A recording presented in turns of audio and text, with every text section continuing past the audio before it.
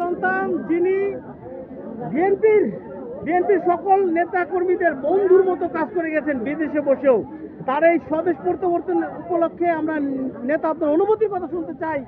দীর্ঘদিন পর আপনি দেশে আসছেন, কি মেসেজ দিতে চান আপনার এই?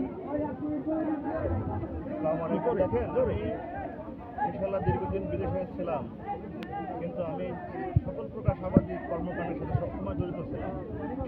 সাধারণ মানুষের যতটুকু আমার সাধ্যে কুলিয়েছি, যতটুকু পেরেছি আমার সাধ্যে, আমি যতটুকু মানুষের জন্য করার চেষ্টা করেছি। ইনশাল্লাহ আমার বাকিটা জীবন আমি আমার দৌলতদিয়াবাসীর জন্য, আমার দৌলতদিয়াবাসীর সাধারণ মানুষের জন্য, যদি আমি তাদের কোনো প্রয়োজনে আসি, ইনশাল্লাহ আমি সবসময় তাদের পাশে থাকবো। ইনশাল্লাহ সবার পাশে আমি সবসময় থাকবো। আপনাদের কাছে, আপনারা এখানে আসছেন, আমি সবার কাছে কৃতজ্ঞ জানাচ্ছি এবং সবার সুস্বাস্থ্য কামনা করছি। ইনশাল্লাহ।